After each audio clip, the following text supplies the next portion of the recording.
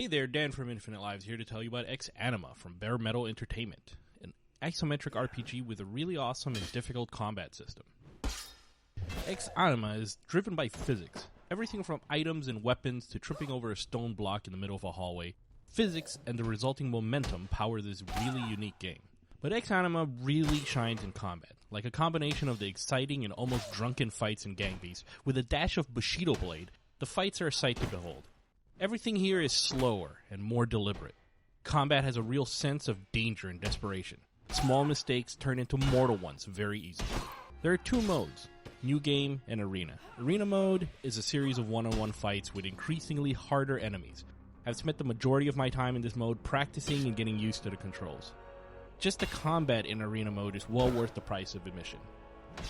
It reminds me of an old Apple IIe Commodore 64 game called Barbarian.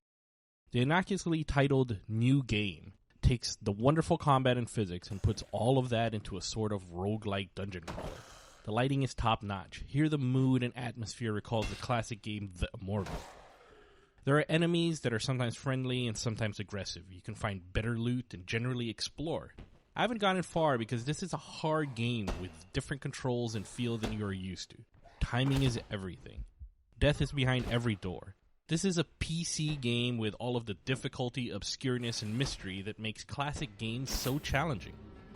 The game is pulling no punches, and I mean this as a compliment, does not care if you are having fun at all. Exanima is in early access right now on Steam, and I highly recommend you check out its unique physics-driven combat and brooding low fantasy setting.